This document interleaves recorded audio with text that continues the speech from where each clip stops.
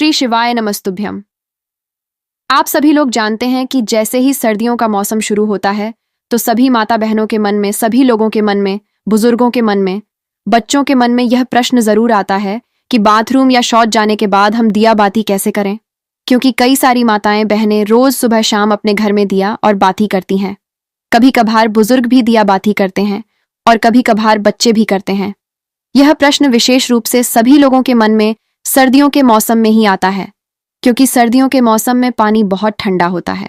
बार बार हाथ पैर गीला करना किसी को भी पसंद नहीं होता, या बहुत सारे लोग हाथ पैर में स्वेटर वगैरह, मोजे वगैरह पहने होते हैं, तो बार बार हाथ पैर धोने में बहुत परेशानी होती है। किसी के साथ में सुबह तो पूजा पाठ में किसी को परेशानी नहीं होती है, क्योंकि सुबह तो सभी लोग स्नान करके ही अपने घर में पूजा पाठ करते हैं, क्योंकि सुबह हमको सीधा स्नान करके पूजा पाठ ही करना रहता है। उसके बाद हम लोग अपने काम करते हैं। पर प्रश्न आता है शाम के समय में, क्योंकि शाम होने तक सभी लोग अपने कामों में व्यस्त रहते हैं और पूरे दिन भर में आप लोग बाथरूम कई बार जाते होंगे और कुछ लोग पूरे दिन भर में कभी कभार शौच भी चले जाते होंगे। तो आपके मन में यह प्रश्न जरूर उठता होगा, क्या हम लोग अगर पूरे दिन में कभी भी बाथरूम या शौच चले गए हैं तो क्या उसके बाद हम लोग शाम के समय में घर की दिया कर सकते हैं? क्या उस समय पर हम लोगों को स्नान करना होगा या हाथ पैर में धोकर भी काम चल जाएगा? तो यह सारी अद्भुत जानकारी आपको इस वीडियो में हम देने वाले हैं। इसमें कोई शर्माने वाली बात नहीं है, क्योंकि यह भगवान की पूजा पाठ से जुड़ा हुआ प्रश्न है, इसलिए आपको इसके बारे में जरूर जानना चाहिए। यह प्रश्न आपको सिर्फ और सिर्फ सर्दियों के मौसम में आएगा, क्योंकि इस मौसम में शुद्धता का ध्यान रखने में, बार बार हाथ पैर धोने में, स्नान करने में लोगों को परेशानी होती है, क्योंकि पानी बहुत ज्यादा ठंडा होता है।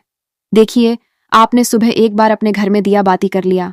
मंदिर में जाकर भी अगर आप दिया बाती करते हैं तो सुबह तो आप सीधा स्नान करके पूजा पाठ या दिया बाती करते हैं, तो सुबह तो किसी को कोई परेशानी नहीं रहती है। पर सुबह के बाद में आपके पास पूरा दिन रहता है और फिर शाम का समय आता है।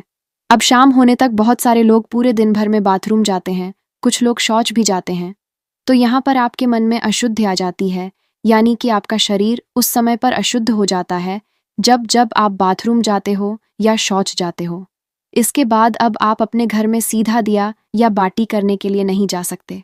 तो आखिर कौन सा वह नियम है जिसका अगर आप लोग बाथरूम या शौच जाते समय पालन करेंगे तो आप अशुद्ध नहीं होंगे, बल्कि शुद्ध रहेंगे और शाम के समय की दिया बाती बिना स्नान किए कर सकेंगे?